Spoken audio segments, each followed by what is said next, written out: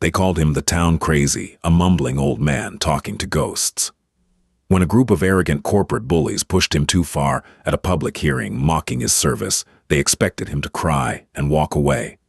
Instead, he reached into his battered leather satchel and pulled out a faded government folder. In less than 60 seconds, the laughter stopped. The blood drained from their faces, and the room went dead silent. You won't believe what was inside. To the residents of Ashwood Cove, Elias Corvan was a fixture, though not one they proudly displayed on their tourist brochures. At 82 years old, Elias was a ghost haunting the periphery of their bustling, gentrifying lives. He wore the same frayed olive-drab M65 field jacket, summer or winter, its original patches long stripped away, leaving only faded ghost stitching on the shoulders. He walked with a pronounced limp, his right leg dragging slightly, a rhythm that the locals had come to ignore. Elias was known as the town eccentric. He could usually be found sitting on a peeling green bench outside the Carter Street Veterans Annex, an overgrown, crumbling brick building that the town had mostly forgotten. He would sit there for hours, muttering conversations to people no one else could see, his gnarled hands compulsively rubbing the brass buckles of a heavy weather-beaten leather satchel that never left his side. Teenagers dared each other to walk past him. Mothers pulled their children closer when he shuffled down the grocery aisles. Rumors swirled around him like autumn leaves. Some said he was a drafted cook who lost his mind to cheap liquor after a brief stint in a peacetime base. Others whispered he was just a vagrant who had stolen a dead soldier's coat. But no one actually knew Elias. No one knew that the muttering wasn't madness, but a coping mechanism, a roll call of names he recited every single morning so he wouldn't forget the faces of the men he had left behind in a steaming jungle 40 years ago. No one knew that the dragging leg was the result of shrapnel from a bouncing beady mine that had detonated during a botched extraction. To Ashwood Cove, he was just crazy Elias. The town of Ashwood Cove was changing. The mom-and-pop diners were being replaced by artisanal coffee shops, and the old hardware stores were torn down to make way for sleek, glass-fronted boutiques. Leading this charge of aggressive modernization was Trent Caldwell. Trent was 34, impeccably groomed, and possessed a smile that looked less like an expression of joy and more like a threat. He was the heir and CEO of Caldwell Enterprises, a real estate development firm that had a chokehold on the local city council. Trent drove a silver Porsche that he parked wherever he pleased, wore suits that cost more than most residents earned in a month, and viewed the town not as a community, but as a chessboard. Trent's latest obsession was the Carter Street block. It was prime real estate, nestled right in the burgeoning downtown arts district. The only eyesore standing in the way of his proposed Caldwell Plaza, a sprawling complex of luxury lofts, a rooftop bar, and high-end retail, was the Carter Street Veterans Annex. The annex hadn't seen active use in a decade. It was a relic protected only by a tangle of old municipal red tape. For months, Trent had been greasing palms, treating Mayor Harrison Foley to expensive steak dinners, and lobbying the city council to declare the annex structurally unsound and legally abandoned. He wanted the land, and he wanted it cheap. The fact that an old, scruffy veteran sat on its steps every day was nothing but a minor irritation, a stray dog that needed to be shooed off the porch. The collision course between Trent Caldwell and Elias Corvan was set for a humid Tuesday evening in late September. The city council had called a public hearing at the municipal hall. The agenda was a formality. Trent was going to present his glossy architectural renders. The mayor was going to feign a brief period of thoughtful deliberation, and then they were going to vote to condemn the Carter Street Annex, paving the way for the bulldozers. Elias heard about the meeting from Brenda, a kind-hearted waitress at the local diner, who always made sure his coffee cup was full, even when he only paid for a small. "They're taking the annex, Elias," she had said softly, wiping down the laminate counter. "Town hall meeting is tonight, the Caldwell boys pushing it through." Elias hadn't said a word. He had just stared into the black depths of his coffee, his jaw tightening. His right hand instinctively reached down, tracing the worn leather of his satchel. He finished his cup, left a crumpled $2 bill on the counter, and walked out into the gray afternoon. The Ashwood Cove Municipal Hall was packed. The air conditioning was failing to keep up with the body heat of 100 restless citizens. The room smelled of damp wool, cheap municipal coffee, and the sharp, expensive cologne radiating from Trent Caldwell, who stood at the front of the room beside a glowing projector screen. Mayor Foley, a soft man with a perpetual sheen of nervous sweat on his forehead, banged his wooden gavel. All right, let's bring this session to order. Moving on to item 4 on the agenda, the proposed redevelopment of the Carter Street block and the rezoning of the property currently known as the Carter Street Veterans Annex. Trent Caldwell took the microphone, flashing his signature predatory smile. He clicked a remote and the projector displayed a dazzling sunlit rendering of glass and steel. Thank you, Mayor Foley. Members of the council. Good evening, citizens. Trent began his voice smooth and practiced. We all love Ashwood Cove, but love means growth. Love means progress. For too long, the Carter Street block has been an anchor dragging down our downtown economy. The so-called Veterans Annex is a crumbling, asbestos-filled hazard. It's an eyesore. It honors no one in its current state of decay.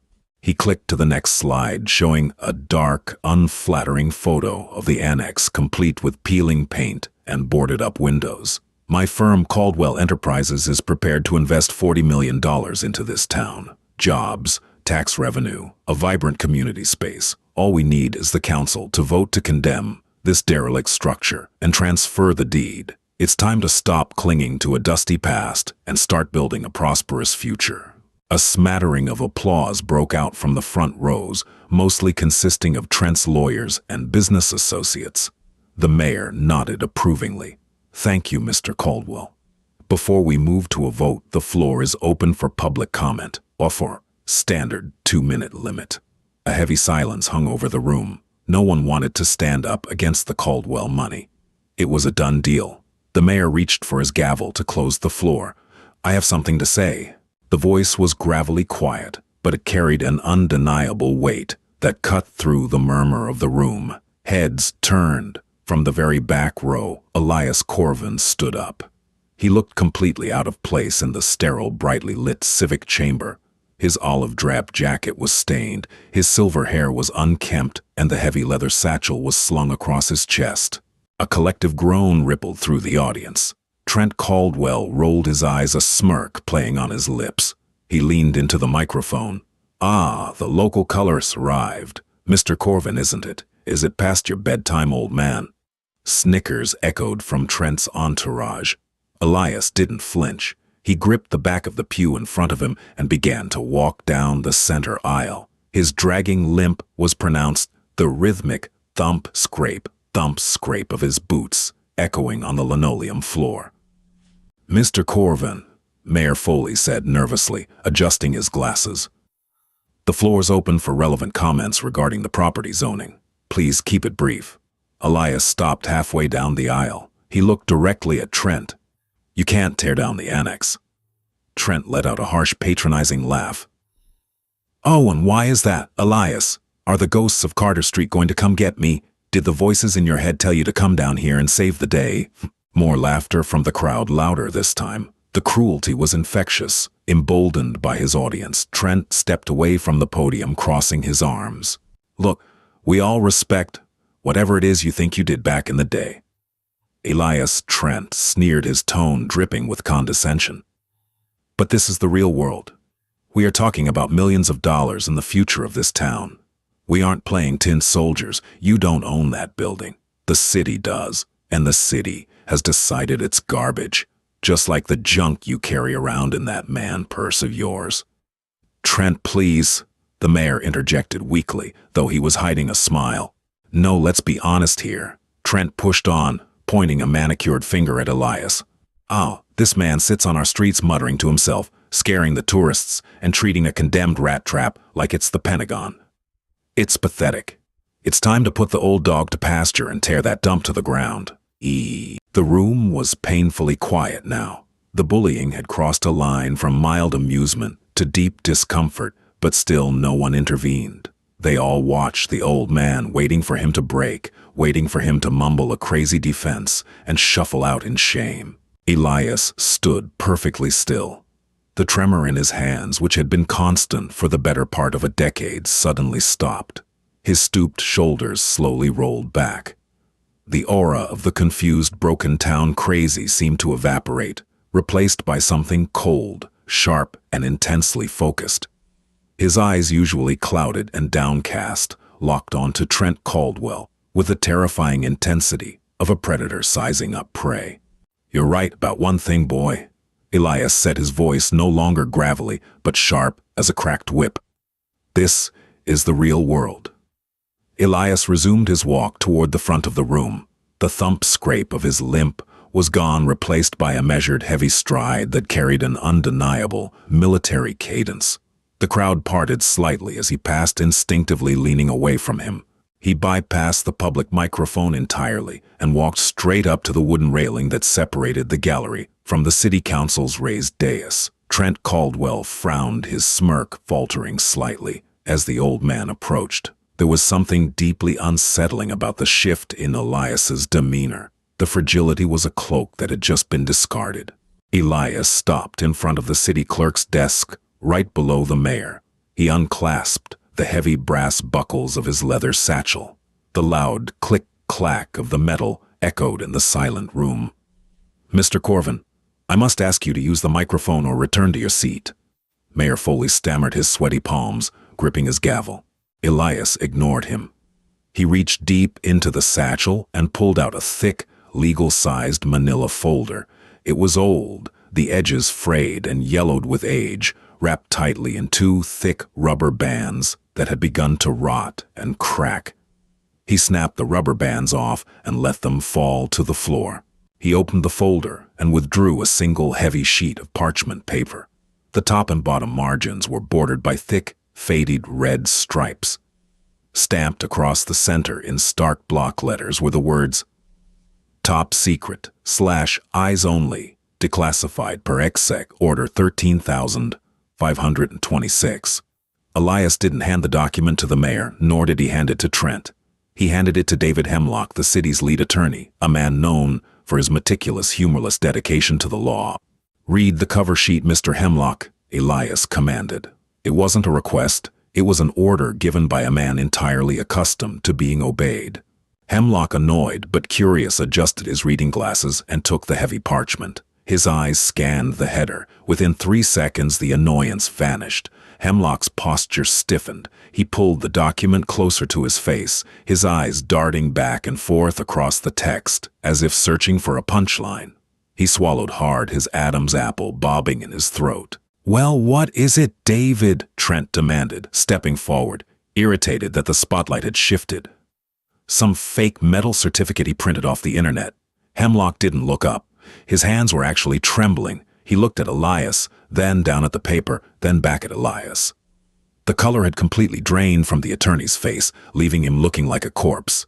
"Mr. Caldwell," Hemlock whispered, his voice cracking. He cleared his throat and tried again, speaking into his microphone so the whole room could hear. This is a federal charter, issued by the Department of Defense, countersigned by the executive branch." "So what?" Trent snapped. "It's a 50-year-old piece of paper. The city owns the land. I checked the county registry myself." "You checked the county registry?" Hemlock said, his voice dropping to a terrified hush.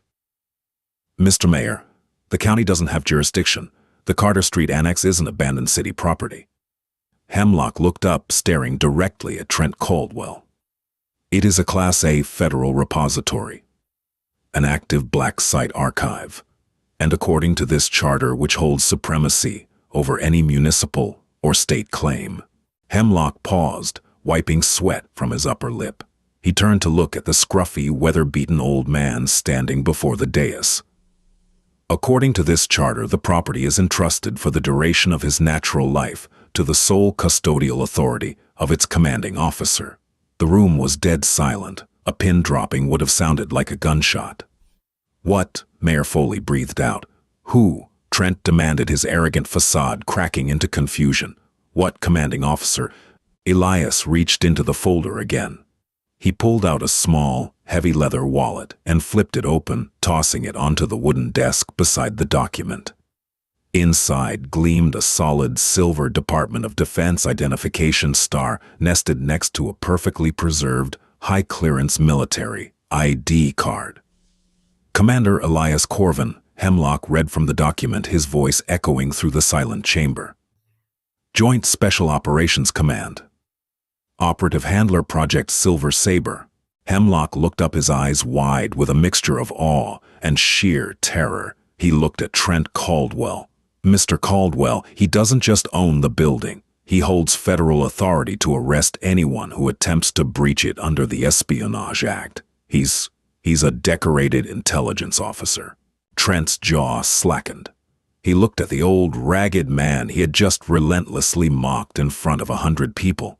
The town crazy wasn't crazy. He was a highly classified ghost sitting on his porch, guarding a federal secret in plain sight. But Elias wasn't finished. He pulled one final piece of paper from the folder, a heavily redacted field report from 1972, bearing a photograph of a young, terrified soldier covered in mud. Elias slid it across the desk toward Trent Caldwell. "You like to talk about the past, boy?" Elias said, his voice dropping to a terrifyingly quiet register that echoed off the high ceiling. "Take a good look at that photo." Trent, his hands shaking slightly, leaned over to look at the black and white picture. The resemblance was undeniable. It was a face he saw every Thanksgiving. "That's," Trent stammered, "that's my grandfather, Arthur Caldwell." "Private Arthur Caldwell," Elias corrected coldly. "Helicopter went down over the Ashwood Valley, pinned down behind enemy lines. The brass wrote him off. Said it was a suicide mission to go back for him." Elias leaned forward, planting his knuckles on the wooden railing, closing the distance between him and the millionaire bully. "My team went in anyway. Lost 2 good men pulling your grandfather out of the mud while he cried for his mother. We brought him back so he could come home, start a business, and build the fortune you're currently using to try and pave over the memorial I built for the men who died saving him." The silence in the municipal chamber was absolute. It was a heavy, suffocating weight. Trent Caldwell stood frozen, his eyes darting from the photo of his grandfather to the cold, unforgiving eyes of Commander Elias Corvan. The arrogance had been entirely stripped away, leaving nothing but naked, humiliating shock. Elias slowly packed his documents back into the manila folder. He secured them in his worn leather satchel, clicking the brass buckles shut. The sound was like a judge's gavel finalizing a sentence. He looked around the room, meeting the eyes of the townspeople who had ignored him, mocked him, and walked past him for 10 years. No one dared to look away. "The annex stays," Elias said quietly. He turned his back on the mayor, the council, and the ruined young millionaire, and began the long walk back up the center aisle. Only this time, as Commander Corvan walked, nobody snickered, nobody whispered. They simply parted ways, watching in stunned reverence as the invisible man of Ashwood Cove walked out into the night. The morning after the town hall meeting, Ashwood Cove woke up to a changed reality. The crisp autumn air felt somehow heavier, charged with a strange collective guilt. The local news blog had published a shaky smartphone video of the confrontation by midnight. By 6 a.m., it had been shared 4,000 times across the county. The headline, "Caldwell Heir Humiliated by Secret War Hero," was already trending on regional social media. Elias Corvan did exactly what he did every other morning. At 7 a.m. sharp, he shuffled into the Pine Street Diner. He wore the same olive-drab M65 jacket. He carried the same heavy, brass-buckled satchel. But the atmosphere inside the diner was entirely unrecognizable. Usually when Elias entered, the ambient chatter would drop a few decibels. People would avert their eyes, suddenly fascinated by their eggs, or their newspapers, waiting for the crazy old man to take his corner booth so they could resume their normal lives. Today, the diner went dead silent the moment the bell above the door chimed. Every head turned. A few people halfway stood up from their stools, hovering in a strange, awkward limbo of respect, unsure if they were supposed to salute, clap, or apologize. Elias hated it immediately. He scowled, his silver eyebrows knitting together, and kept his eyes glued to the scuffed checkerboard floor. He made his way to his usual booth in the back, the limp in his right leg seeming a little more pronounced under the weight of 30 staring eyes. Brenda, the waitress, who had always treated him with quiet dignity, approached his table. For the first time in 10 years, she looked nervous. She was carrying a pristine porcelain mug instead of the chipped ceramic one he usually received, and a plate piled high with bacon, eggs, and thick-cut toast. "Morning, Elias," Brenda said, her voice softer than usual. I brought you the lumberjack special on the house. Actually, the gentleman in booth 3 already paid for it, and the lady at the counter wants to buy your lunch." Elias looked at the mountain of food, then up at Brenda. His expression was completely unreadable. "I order a small black coffee, Brenda. I pay $2. Leave the coffee. Take the pig away." "Elias, they just want I didn't do what I did last night for a free breakfast." Elias interrupted, his voice a low, gravelly rumble that offered no room for debate. "I did it to protect my perimeter. Just the coffee, Brenda, please." Brenda nodded slowly, a sad smile touching her lips. She took the plate away, leaving only the steaming mug. "Yes, sir, Commander." Across town, inside the gleaming glass and steel offices of Caldwell Enterprises, Trent Caldwell was experiencing a very different kind of morning. His spacious corner office, usually a sanctuary of power and control, felt like a prison cell. His tie was loosened, his hair was disheveled, and his phone hadn't stopped ringing for 3 hours. His public relations manager, a ruthless woman named Sarah, was pacing in front of his mahogany desk, frantically scrolling through her tablet. "It's a disaster, Trent. An absolute unmitigated disaster. The State Veterans Association is calling for a boycott of our upcoming residential development on the south side. The mayor's office just issued a statement claiming they were always committed to preserving historical landmarks, and that they were misled by our structural reports. Foley is a spineless coward." Trent spat, rubbing his temples. He hadn't slept. Every time he closed his eyes, he saw the black and white photograph of his grandfather, terrified and muddy, sliding across the city clerk's desk. "Can we bury it? Buy the video rights, threaten the local blog with a defamation suit." Defamation. Sarah stopped pacing and stared at him incredulously. Trent, the man, produced a declassified presidential charter and a JSOCID badge in front of 100 witnesses and a rolling camera. "You mocked a decorated Black Ops commander and essentially spit on the memory of the men who died saving your own grandfather. There is no spin for this. You are the villain of Ashwood Cove." The heavy oak door to Trent's office swung open without a knock. Standing in the doorway was Winston Caldwell, Trent's father and the chairman of the board. Winston was a man of quiet, terrifying authority. He walked with a silver-tipped cane and rarely raised his voice, mostly because he never had to. "Leave us, Sarah," Winston commanded. Sarah didn't hesitate. She practically bolted from the room, pulling the heavy door shut behind her. Trent swallowed hard, standing up from his desk. "Dad, I can explain. We hit a snag with the Carter Street zoning." "Sit down," Winston said quietly. He walked over to the floor-to-ceiling window overlooking the town, resting both hands on his cane. He didn't look at his son. "I got a call from Governor Mitchell this morning." He was laughing. He thought it was poetic justice. "My own son, publicly filleted by Elias Corvan."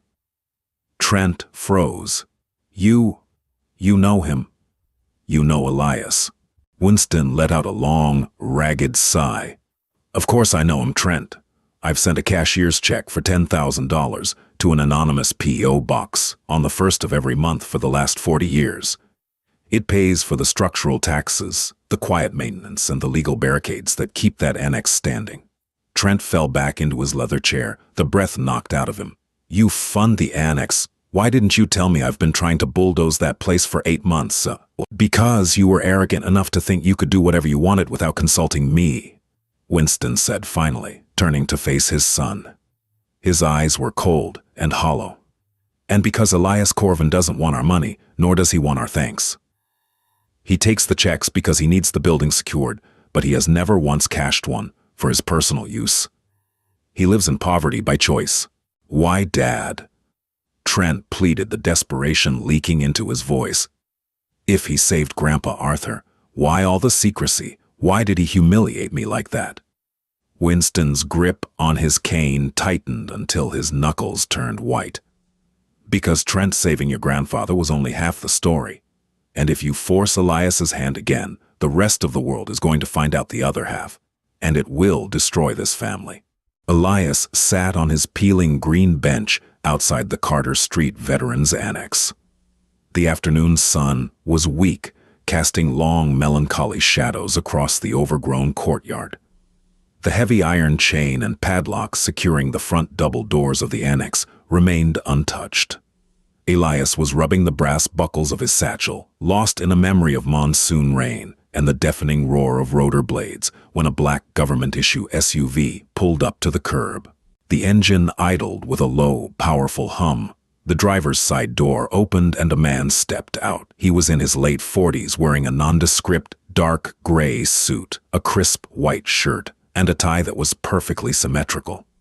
He carried no briefcase, but he projected an aura of bureaucratic lethality. He walked up the cracked concrete path and stopped at the base of the annex steps, looking down at Elias. "Commander Corvan," the man said. His voice was flat, devoid of any regional accent. Elias didn't stop rubbing the buckles. He didn't look up. "You're out of your jurisdiction, suit. The sign on the fence says no trespassing." "My name is Agent Nathan Cross," the man replied, remaining perfectly still. "Department of Defense Office of the Inspector General." "You made quite a splash last night, Commander. Flashing a Level 8 executive charter in a podunk town hall meeting tends to trip alarms in Arlington. The Pentagon thought you were dead." "Frankly, so did I." "Now you know I'm not," Elias grunted. "You can get back in your car and tell the brass I'm still breathing, still holding the perimeter, and still not interested in visitors." Agent Cross sighed, stepping up onto the first concrete stair. "Elias, you know we can't do that. You broke operational security. That charter you showed the city attorney, it's legitimate, yes, but it was issued under the assumption that this site would remain entirely covert. You've drawn a giant flashing neon sign pointing directly at a Class A federal repository." Elias finally looked up, his eyes sharp and predatory, locked onto Cross. "I defended the site. A local hostile was attempting to breach the perimeter with municipal bulldozers. I deployed the necessary deterrent. It worked. It went viral on the internet." Elias Trejos Teixus. Cross countered his patience wearing thin. "Do you have any idea how many foreign intelligence scrubbers are currently analyzing that video? Trying to figure out why a JSOC operative handler is guarding an abandoned brick building in the middle of nowhere. Let them analyze," Elias said coldly. "They can't get through the door. Nobody gets through the door." Cross took another step forward, lowering his voice. "We know what's in there, Commander. We know this isn't just a memorial. We know about the Silver Saber manifests. We know about the Ashwood Valley cache." Elias's hand stopped moving. His fingers slowly curled into tight fists, resting on his lap. The air between the two men seemed to drop 10 degrees. Project Silver Saber was a ghost operation. Cross continued, his tone turning sympathetic but firm. "Fia, it doesn't exist on any official timeline. But the artifacts you recovered, the intelligence dossiers, the field equipment, the physical evidence of what actually happened in that valley, it belongs to the United States government. You've been hiding it in this annex for 4 decades. It belongs to the men who bled for it." Elias growled, his voice vibrating with a suppressed, violent anger. "It belongs to Miller. It belongs to Jackson. It belongs to the men the Pentagon erased from the history books to cover up a colossal failure of command. We are willing to make concessions," Cross offered, raising his hands in a placating gesture. "I am authorized to negotiate. If you unlock those doors and surrender the Silver Saber cachet to our recovery team, the Department of Defense will finally issue the posthumous Medals of Honor for your squad. We will formally recognize their sacrifice." Elias let out a harsh, bitter laugh. "You think you can buy their honor now, after 40 years of silence, after letting their mothers die thinking their sons were MIA dropouts?" Elias stood up. He was an old man, battered and limping, but as he towered over Agent Cross on the steps, he looked like a titan of war. "You tell your bosses in Arlington," Elias whispered, stepping down so his face was inches from the agent's, "that the only way the door opens is when the President of the United States stands on this sidewalk, reads the true after-action report on live television, and admits that the government sent my men to die to protect a smuggling ring run by a coward. Until then, the perimeter holds. If you send a recovery team, I will treat them as hostile combatants. Do we understand each other?" Agent Cross stared into the old veteran's eyes. He saw no bluff, no hesitation, only the terrifying resolve of a man who had already lost everything that mattered to him. Cross swallowed hard, took a step back, and nodded slowly. "I'll deliver your message, Commander, but you can't hold off the federal government forever. Your war is over." "My war," Elias said, turning his back and sitting heavily back onto the green bench, "ends when the truth is told."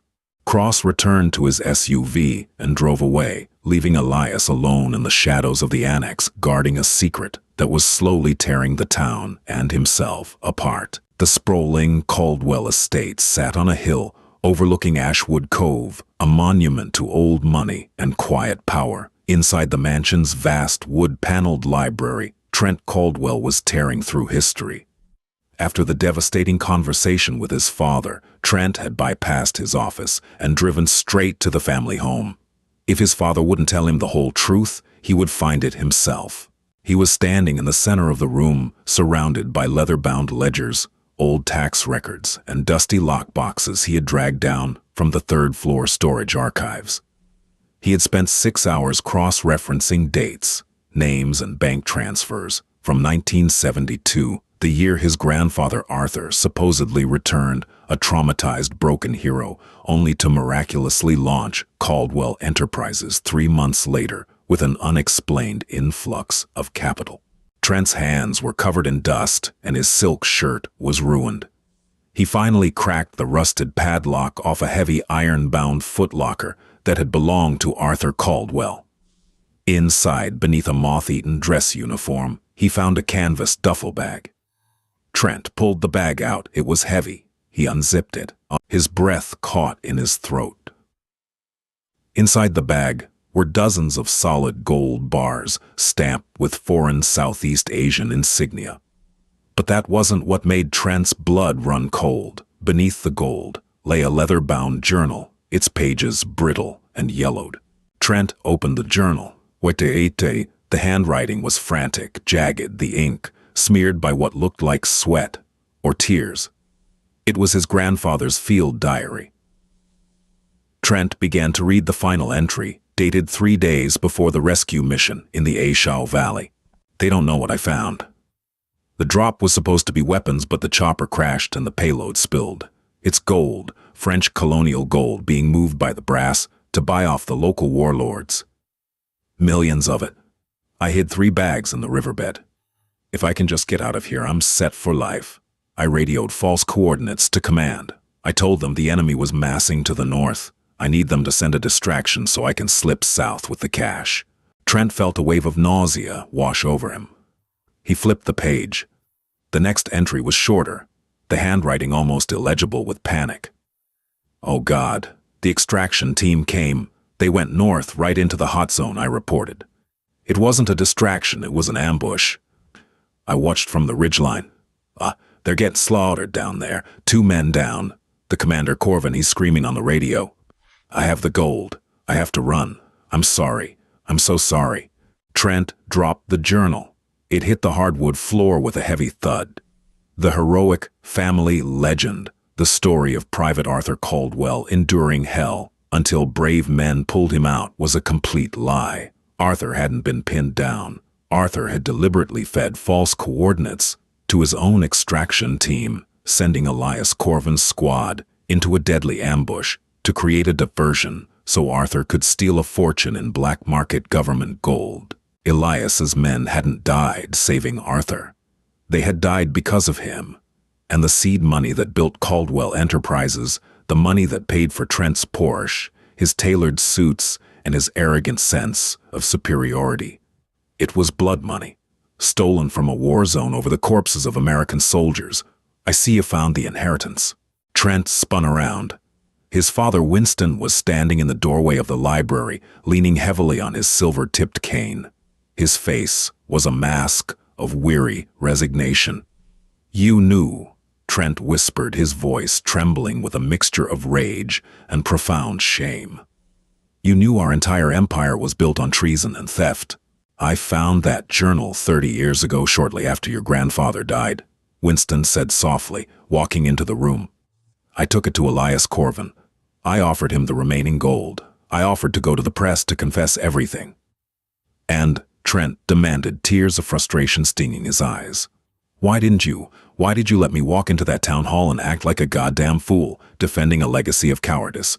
"Because Elias forbade it," Winston replied, pointing a trembling finger at the canvas bag. "Elias took one look at the journal and told me to burn it.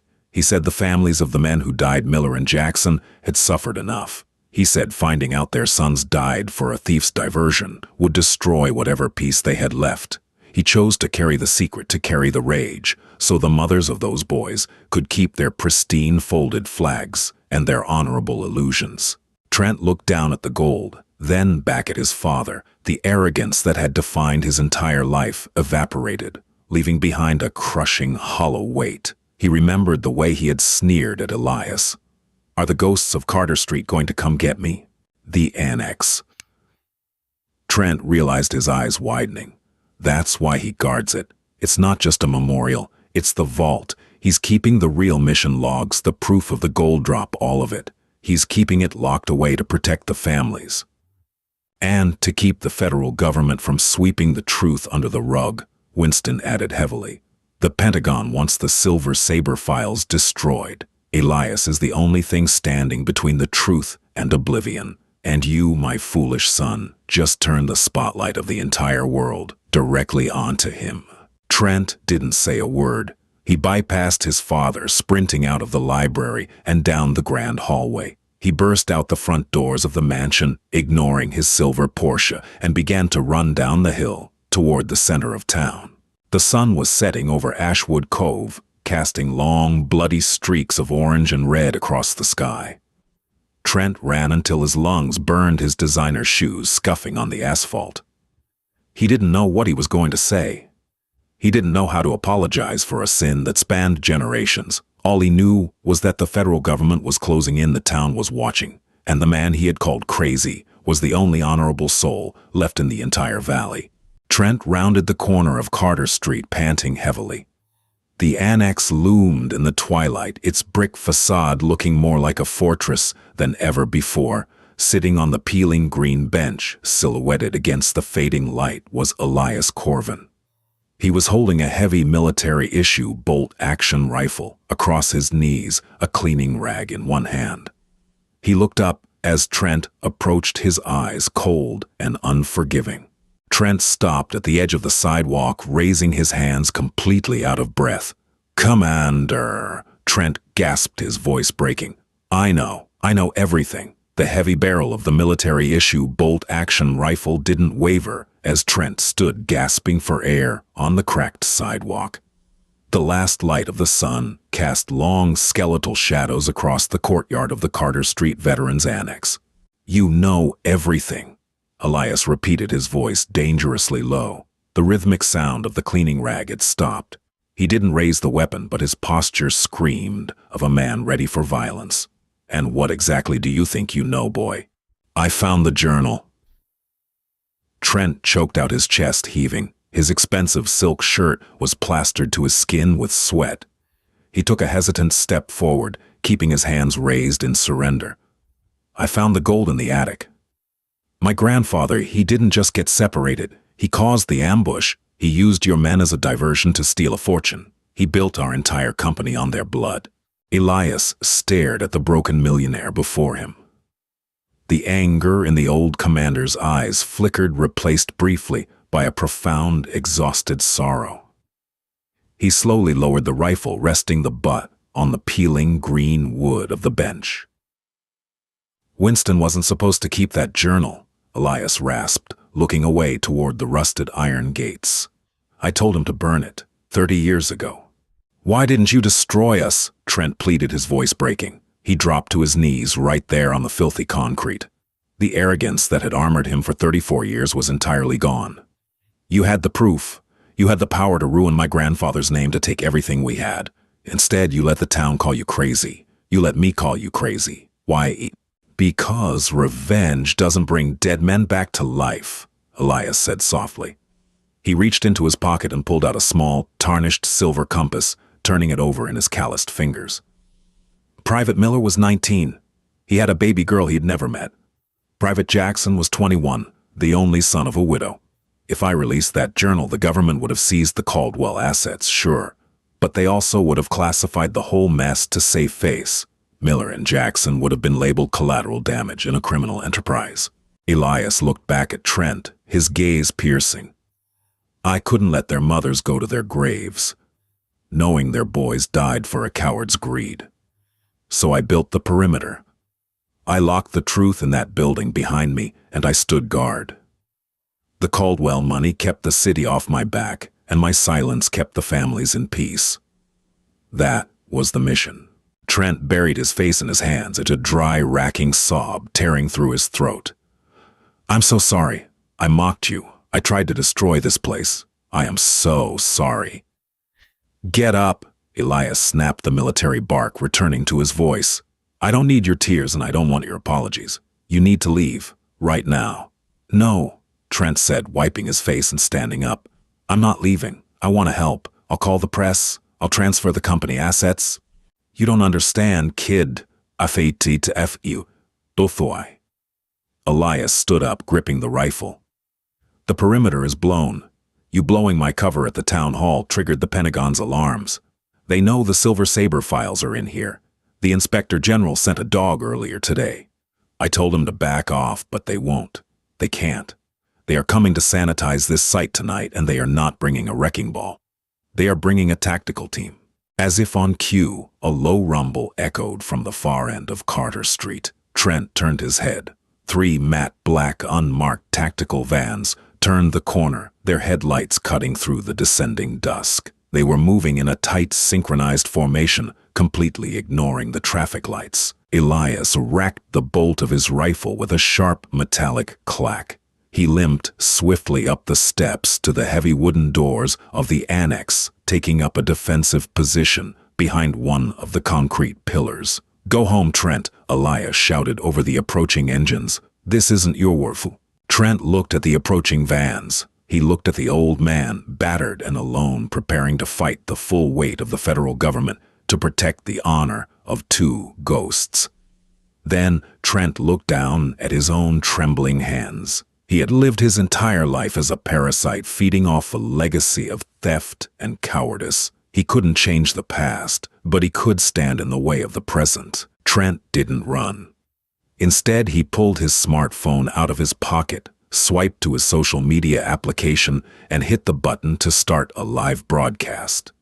He had over 50,000 followers, a network built on showcasing his wealth, his real estate conquests, and his manufactured perfect life.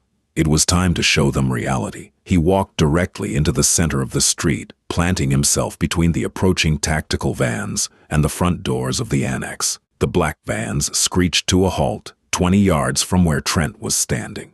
The doors slid open with synchronized precision, and a dozen men clad in dark tactical gear, Kevlar vests, and helmets poured out. They moved with terrifying silence, fanning out to form a semicircle around the property.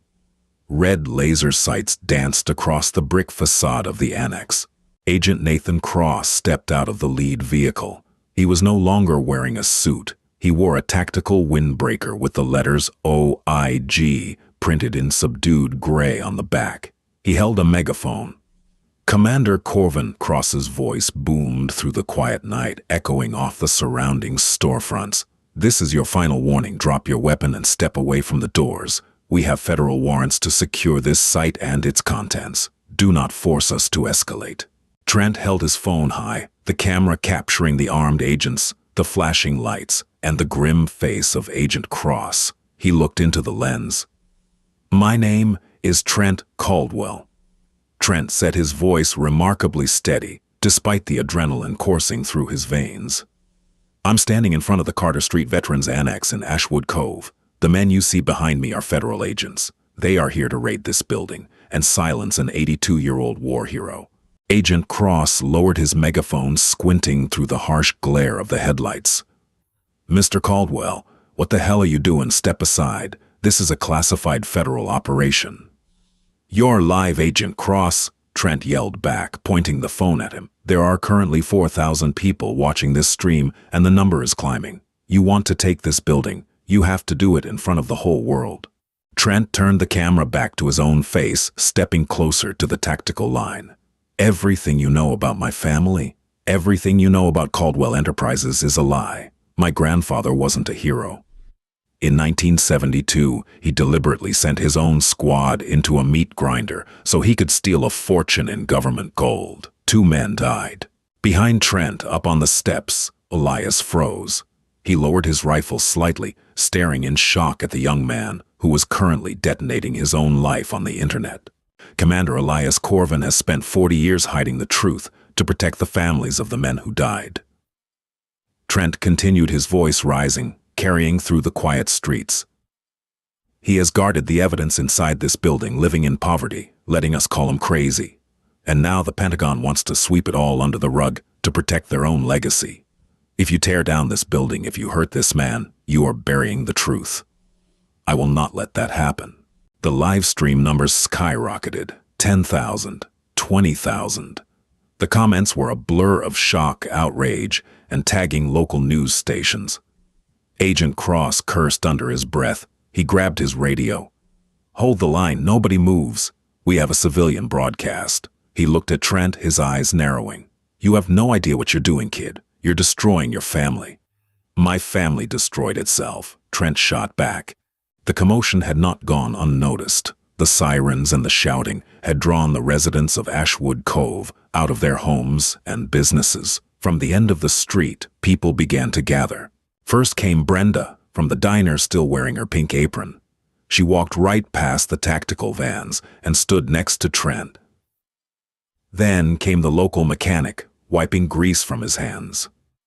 Then, the owner of the hardware store. Within 10 minutes, a crowd of over 200 townspeople had formed a human barricade in front of the annex. The very people who had ignored Elias, who had crossed the street to avoid him, were now standing shoulder to shoulder to protect him. Mayor Foley, sweating profusely and clutching a portable radio, pushed his way to the front of the crowd. He looked at the federal agents, then at Trent, and finally up at Elias. Agent Cross, the mayor stammered, his voice amplified by the quiet tension of the crowd. As the mayor of Ashwood Cove, I am officially denying your tactical team's jurisdiction on municipal streets. If you want to get to that building, you're going to have to arrest half this town on live television. Cross lowered his radio. The situation was an absolute disaster. The objective was to quietly secure a black site archive. Instead, it had turned into a national spectacle. He looked up at Elias Corvan, who was standing tall on the steps, his rifle resting at his side, looking out at the town that had finally rallied around him. Stand down, Cross barked to his men. The red laser dots vanished from the brickwork. The tactical team lowered their weapons. Cross walked slowly toward the steps, stopping a few feet from Trent. He looked up at Elias. You win, Commander. The Pentagon isn't going to authorize a massacre on a live feed. But this doesn't end here. The president is going to have to get involved now. That, Elias said, a faint, grim smile touching his lips, was the whole damn point. The aftermath of the Carter Street standoff did not just shake the town of Ashwood Cove. It triggered a seismic political earthquake that fractured the highest levels of the Pentagon. Trent Caldwell's live stream did not just go viral. it became a digital inferno. By dawn, the footage had amassed 40 million views across global platforms. Every major news network, from cable anchors to independent investigative journalists, had descended upon the small town, transforming the quiet streets into a chaotic circus of satellite trucks, boom microphones, and flashing cameras. Behind closed doors in Washington, the panic was absolute. The Department of Defense attempted a frantic, desperate spin campaign. They drafted press releases citing a misunderstanding regarding municipal zoning and tried to classify Trent's broadcast as a digitally altered hoax.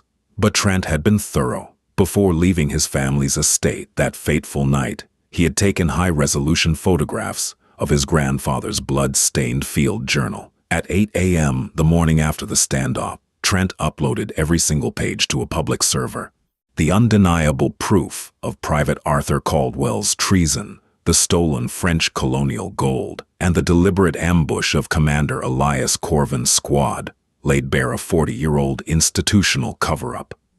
The public outcry was a deafening roar. Veterans groups marched on Washington. Senators demanded immediate congressional hearings. The pressure became entirely insurmountable. 3 days later, the President of the United States was forced to sit behind the resolute desk and deliver a primetime televised address. With a grim expression, he officially declassified Project Silver Sabre. He publicly detailed the true events of the Ashwood Valley massacre, formally stripping Arthur Caldwell of his fabricated military honors. In the same breath, he announced the posthumous awarding of the Medal of Honor to Private Thomas Miller and Private William Jackson, acknowledging that their sacrifice had been hidden in the shadows of greed. The federal raid on the annex was unequivocally canceled, and the building was granted immediate federal protection as a national historical monument. While the nation reeled from the revelation, the Caldwell empire crumbled into dust. Agents from the FBI and the Department of the Treasury raided the gleaming glass and steel offices of Caldwell Enterprises. The illegal gold cash was seized from the family estate. Stock prices plummeted to zero, and the company's assets were frozen. Trent Caldwell stood in his cavernous, suddenly empty corner office, watching federal agents box up hard drives and ledgers. He was entirely ruined, stripped of his wealth, his status, and his future in the corporate world. Yet, as he handed his corporate keys to a stern-faced federal investigator, Trent realized he was breathing easily for the first time in his life. The suffocating weight of his grandfather's phantom legacy was gone. His father, Winston, had already begun the process of aggressively liquidating his personal, untainted offshore accounts. Winston was quietly establishing an irrevocable trust fund for the surviving descendants of the Miller and Jackson families. It was a staggering sum of money, a meager, belated apology for decades of stolen peace. A week after the sirens faded and the tactical vans retreated, the morning air in Ashwood Cove was crisp, carrying the scent of autumn leaves. The media circus had finally packed up and moved on to the next national outrage, leaving the town to heal. Elias Corvan stood in front of the heavy wooden double doors of the Carter Street Annex. He was not wearing his stained, frayed olive-drab field jacket. Instead, he wore a perfectly tailored dark navy dress suit. Pinned perfectly to his left lapel was a single gleaming silver star. He did not have the heavy leather satchel. It sat abandoned on the peeling green bench, its 40-year burden finally lifted from his shoulders. Standing a few paces behind him was Trent Caldwell. Trent wore a simple, faded sweater and jeans looking entirely unrecognizable from the slick, predatory CEO who had mocked the old man just weeks prior. "Are you ready, Commander?" Trent asked softly, the respect in his voice profound and absolute. Elias did not answer immediately. He reached into his pocket and produced a heavy, rusted iron key. His hands, which had trembled with the suppressed phantom adrenaline of combat for 4 decades, were completely still. He inserted the key into the massive, weather-beaten padlock that secured the thick iron chains wrapped around the door handles. With a harsh, grating clack, The lock popped open. Elias unspooled the heavy chains, the metal links scraping against the wood before crashing heavily to the concrete floor. He gripped the brass handles, took a deep breath, and pulled. The heavy doors groaned in protest, their rusted hinges screaming as they opened to the public for the first time since the end of the Vietnam War. Trent stepped inside his heart, pounding against his ribs. Given the extreme federal response he had expected, to see a sterile, steel-lined government vault, he expected crates of classified military gear, rows of redacted filing cabinets, or heavily encrypted hard drives. Instead, the morning sunlight filtered through the dusty, high-arched windows, illuminating a space that forced Trent to stop dead in his tracks. The entire main floor of the cavernous annex had been painstakingly, lovingly converted into a sanctuary. It was not a repository of state secrets. It was a cathedral of memory. The brick walls were lined with pristine, custom-built glass display cases. Inside them were the preserved, vibrant lives of the men Elias had lost. There were perfectly folded, pristine American flags. There were framed, unredacted letters written by Miller and Jackson, letters of love, profound fear, and desperate hope that had never reached their mothers and wives because the military brass had intercepted them to protect the Caldwell cover-up. There were high school track medals, faded photographs of smiling young men in local diners, and dog-eared paperback novels they had carried in their rucksacks. In the exact center of the room, resting on a pedestal of polished dark mahogany, was a simple, heavy glass urn. It contained dark, reddish-brown soil earth Elias had dug up and brought back from the Ashwood Valley. Draped carefully over the mouth of the urn were 2 sets of tarnished silver dog tags. It wasn't a vault, Trent whispered, his voice cracking as his eyes filled with tears. He walked slowly among the displays, overwhelmed by the tragic beauty of it all. It was a tomb, a memorial. It was a promise, Elias corrected gently, his boots echoing softly on the hardwood floor as he walked up beside the young man. I held them as they bled out in the mud. I promised them they wouldn't be forgotten. I promised them the truth would survive even if it had to be buried in the dark, guarded by a ghost. The sound of a vehicle pulling up to the curb outside drew their attention. Trent and Elias turned to look through the open doors. A sleek, black town car had parked next to the peeling green bench. The rear doors opened and 2 women stepped out onto the sidewalk. The older woman walked with a cane, her face lined with age, but her eyes sharp and resilient. The younger woman in her early 50s held her arm gently. Elias's breath hitched in his throat. He stepped out of the annex, walking down the concrete steps toward the street. The younger woman looked at him, tears already streaming down her cheeks. "Commander Corvan?" she asked, her voice trembling. "Yes," Elias rasped. "My name is Sarah," she said, stepping forward and reaching into her purse. She pulled out a faded black and white photograph of a handsome 19-year-old soldier. I'm Thomas Miller's daughter. He died before I was born. This is my aunt, his sister." Elias looked at the woman. He saw the exact shape of Miller's eyes, the same stubborn set of the jaw that had defined his bravest private. For 40 years, Elias had carried the guilt of failing to bring her father home.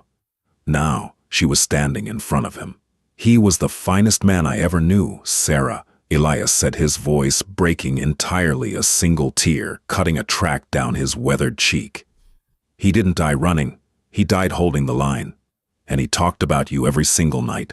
Sarah let out a heartbreaking sob and closed the distance, throwing her arms around the old commander's neck. Elias hugged her back, his eyes tightly closed, the final jagged pieces of his broken soul finally locking into place. The war, the endless, agonizing war that had raged in his mind for half a lifetime, was over. Trent watched from the doorway of the annex, crying silently. He realized then the true magnitude of what Elias had sacrificed. He hadn't just given up his youth or his sanity. He had given up his entire existence to ensure that this exact moment could happen without the taint of federal lies or corporate blood money. Later that afternoon, after the families had walked through the sanctuary and claimed the letters that rightfully belonged to them, Elias returned to his spot. He sat down on the peeling green bench outside the annex. The heavy doors remained propped wide open, inviting the golden afternoon sunlight to wash over the mahogany pedestal and the silver dog tags. Elias Corvan leaned back against the wood. He didn't rub his hands together. He didn't stare blankly at the pavement. He didn't mutter a roll call of ghosts to keep them alive. He simply closed his eyes, tilted his face up toward the warmth of the sun, and rested. For the first time in Ashwood Cove's history, the invisible man was seen by everyone who walked past, not as the town crazy, but as the unbreakable guardian of the truth. What an absolutely breathtaking conclusion. Commander Elias Corvan proves that true honor isn't found in wealth or titles, but in the unbreakable promises we keep to those who have fallen. Trent Caldwell lost his empire, but finally found his soul, showing us that it's never too late to stand up for the truth, no matter the cost. If this story of silent sacrifice, epic redemption, and ultimate justice gave you goosebumps, smash that like button, share this video with someone who loves a massive plot twist, and subscribe for more incredible dramatic real-life stories.